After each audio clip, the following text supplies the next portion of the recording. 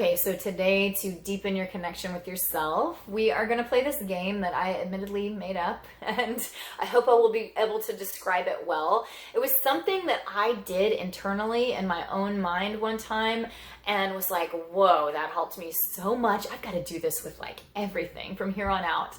But because it existed in my own head, when I started to think about how I would describe this to other people, I was having a hard time. So hopefully I will be able to successfully describe this. Here it goes. I kind of thought of this as like fuck, marry, kill, where you are forced to make a decision in the game. You have to say, fuck, marry, kill with, perhaps 3 people that you all hate or all love. And like, you've got to put each one of them in a category because that is the game and it just like forces you to do so. And there's fun in that and playfulness in that. But this one's not that. It actually only has like 2, options. It's just live or die. Just live or die. But we're playing it, not necessarily with people, although we can, but we're playing it with stuck areas in our lives. And so immediately how we're going to begin playing this game is by picking a stuck area, an area that seems to just be on repeat and you can't get change to happen in it. Maybe it's like, I don't know what decision to make, I'm undecided, or, I can't change this. I keep trying to make things happen the way I want them to, but it won't work. Or, there's just like stuckness there. Something that is stuck or ick or, just like on repeat.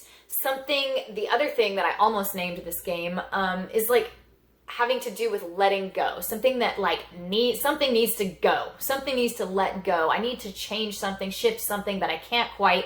It's stuck. I can't decide. There's indecision. I don't even know what variables I really need to be looking at here, et cetera, et cetera. And that could happen with people. It could be like, I'm feeling really stuck in my relationships with people at work. I can't get them to change. I don't know how I feel about them. I'm just perpetually unsatisfied with this relationship with people at work. I keep trying to do something to make it better and it's not working and it's just stuck. So it could involve people, or it could involve all kinds of other stuff. Any other situation that's feeling stuck, like I'm just unhappy with where I live. And no matter what I try, like I don't even know why I'm unhappy with where I live, because there are things that I love about it, but there's also this thing that I'm just like not ever really totally satisfied with where I live, and I don't get it, or I don't know what to do about it. I try to change things and it's not working, but I can't decide even what I should do. I can't decide if I like this place or I don't like this place, something like that. Or I don't even know if I'm being silly, but I just can't shake or change this like level of dissatisfaction with where I live. So anytime that you have like an area of just stuck ick, and that you can't make change happen and you can't seem to let go of something, this is where we're going to make this game very useful. We're going to use this game to shake up that stuckness, to, stir up whatever is stagnant and to start fishing for ways that we can get clear, ways that we can set different priorities or see what is emerging as more of a priority so that we can, get some more decision, some more clarity, something that's like, oh, okay, now I'm seeing this and understanding this more fully. The confusion and all of that stuff is starting to separate and become more clear now. Clouds are separating and I'm getting more clear. So pick that area, and then once you found an area of stuckness, start fishing around for the attributes. And that may be really hard to do because, you may just feel like so freaking foggy and confused about this area that you're just like, I don't even know, but just, okay, cool. Start stabbing for some. Just get in there, grab what you can. If it's like, I don't know why I'm so unhappy with my relationships at work. Probably because I don't feel like any of them are friends, or I don't know why, maybe because I don't feel like myself, or I'm not feeling creative, or, I don't know, I don't feel like connection is really happening, and connection is a big, important thing for me, and I have to spend so much time at work, but just like start fishing for some things, okay? Or if it's the moving one, though, like I don't know about where I live. I don't know if I should move, shouldn't move. I don't know why I don't like this place. Start thinking like, okay, well, I really do love the nature that I have all around me, but I don't like the fact that there's not any people that I really get along with, and there's not people that feel like my type of people, Okay, pick some things, start grabbing through some elements, and then just randomly grab two, and they might happen in pairs like that. I mean, it might be real easy. Like, I do like the nature, but I don't like the people. All right, cool. Grab those two things whenever you get two things, or just, if you had 10 things, just randomly grab two of them, pit them against each other. Do the one lives, one dies, all right. One lives, one dies. Crap, nature or people. Which one gets to live? Which one dies? Like in my life, you're only going to get to have one, nature or people. Which one is it going to be? Which one lives? Which one dies? Okay. This makes it hard, right? And, that's a little rough on yourself. No in the background, because, okay, if I'm doing this, I'm like, I love them both. I mean, nature and people, I'm not going to get to have people in my life. Or I wouldn't get to have nature in my life. God, that's harsh, but it's harsh. And so which one, would you do without the people or do without the nature? And then you kind of get some perspective, because it might be no, people, okay, I can do without the nature. I've got to have the people. Okay. Then, you can be more gentle with yourself and realize okay, then that means we need to put people as a priority, and then we can get the nature in other secondary ways. We can put it second, we can put it third, we can do the nature on the weekends. You can do some hikes or some trips or some vacations 3 times a year that saturate you in nature, but you need to put the people primary. Or if it's just the opposite and you're like, no way, man, nature. I mean, I guess if I had to kill one, I would just kill the people. It hurts, it sucks, oh my God, I don't even know how I'm gonna do this, but I cannot be without the nature. Well then, now at least something. You're starting to have things emerge. They're like, okay, well, then nature has to be your first, and you've got to do the people thing. You've got to let go of the people thing driving you nuts. You have to let it go to a more secondary or tertiary position, and, go to some workshops or things that have your people at them every now and then, and be okay with that. Relax and be willing to let go and not drive yourself nuts anymore about where you live, because if it's providing you nature, well, then you're in the right place, and sure, of course, in a perfect world, maybe we get a combo of everything, but when a place feels stuck, it feels stuck because you haven't been able to work out that in-between place where you can get everything. And so usually there is something in there. There are at least 2 things that something in there that needs to be let go of, that's trying to take too primary of a position, or that you're trying to mix them in there. And you kind of have to realize that that one has got to be let go of to some degree. So that's why we're doing this. I'll give you another example that's a little bit different. It was more about a decision. Okay, this is something that I was dealing with my daughter. Of course, I've spent a long time being single, and my daughter and I have lived most of our lives, without this other adult person in our lives at all. Just me and her against the world. And, so it was a tough decision for her whether, she would be wanting to accept another person in or not, because she kind of had this push-pull, this very loop kind of thing going on for her. Do I want things to stay just as they are? Do I love just being me and my mom? Do I want to be able to do whatever we want to do without the input or having to compromise with another? Or do I want another person, because she also had this equal hope of like, yeah, I want there to be more people. I want there to be more kids in the family, more adults in the family. I want other people. And she had this like big wish for other people, but she also had this big wish for things to stay the same and for things to just be us. And so it was just like indecision, a place of stuckness. Like, do I want this or do I want this? I want them both. And this one is like more obvious that you can't have one without the other one dying, right? And to some degree, right? I mean, and of course, like I said, we know how to compromise and come back off of that. She and I could still have alone time and still have our own thing, or we could designate a day, or, so there's ways to feed in both. But it still needed to become clear to her,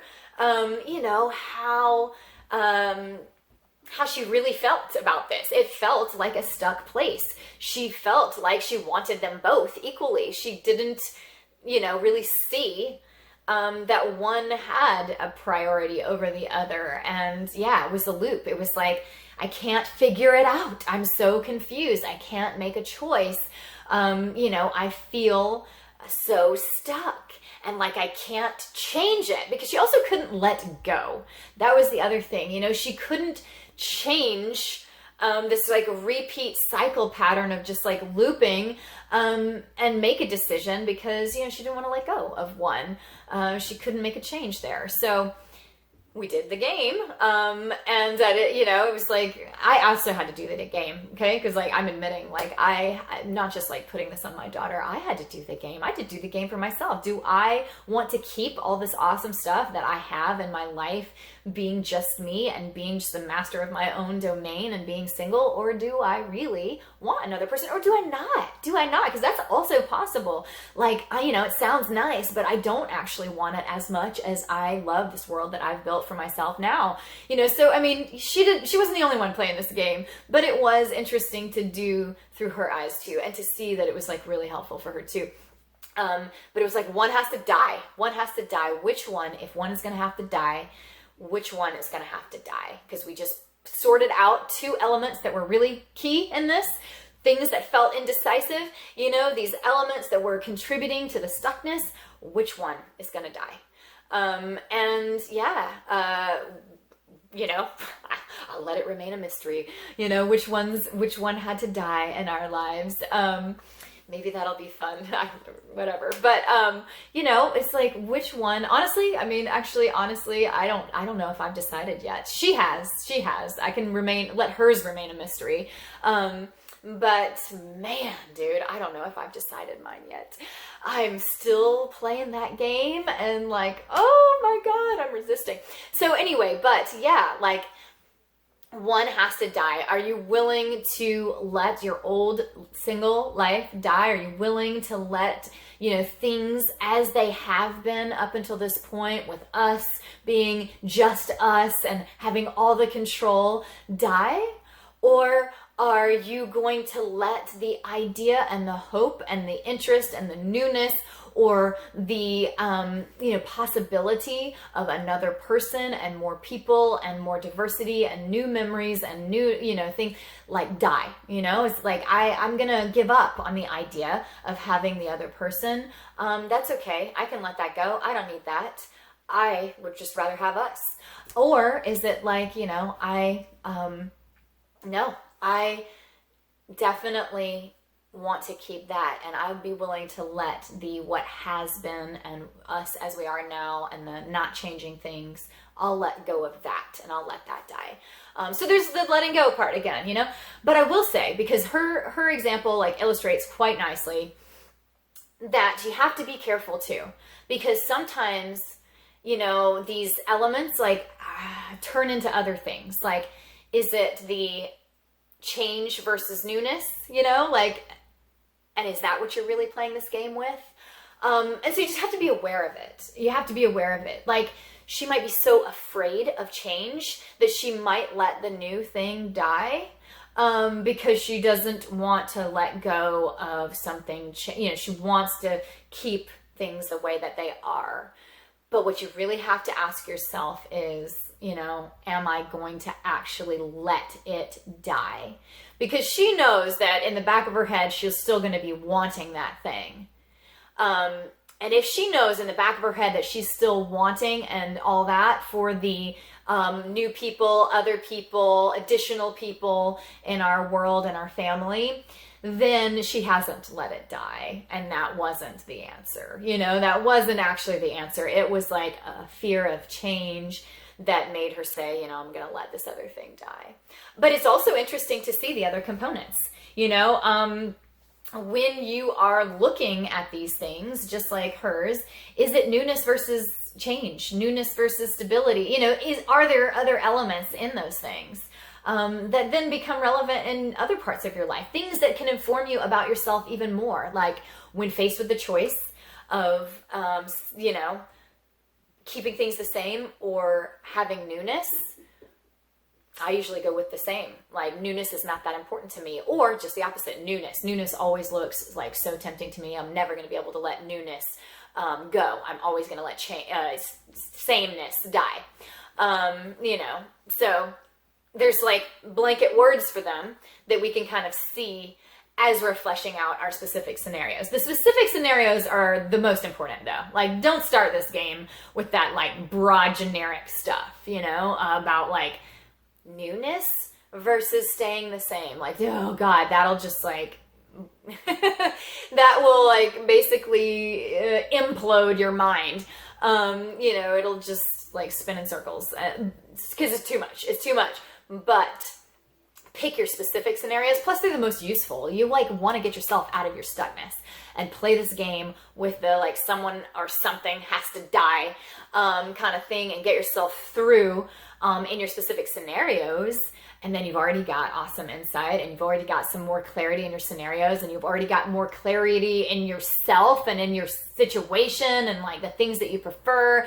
But then look at it in a more zoomed out way, in the more general sense, and see what dynamics, what philosophical or values-based dynamics are going on. Like, oh, I like the newness more than the sameness, or, just the opposite. Or I like, nature or serenity or the natural world more than I like, the people element or whatever, and see if it gives you any more general information that can be like an umbrella for other things when they play out in your life. The next scenario that comes up, you're like, okay, well, I already know that I like, newness more so than sameness. And see if it works again, because it might not. You might have like realized that this time, and then next time when the scenario doesn't work, whatever, so again, let it play into more information about the self, and let it be a game that you kind of keep playing, and that you keep noticing, and that you keep cross-checking and double-checking to make sure it's still working, and that the things are staying consistent, and notice when they don't, because you don't need to make sure they do. They can be as inconsistent as they want to be, because it's just a part of you, kind of noticing yourself. Let them be inconsistent. Write a new rule, make a new generalization, understand something new about yourself. But at the very least, this can help you out of some stuck scenarios. I mean, it has been working like a charm for me. Just like make something die. Force yourself to answer that one of them is going to die, and it will like stir up whatever stagnant indecision that you think is happening.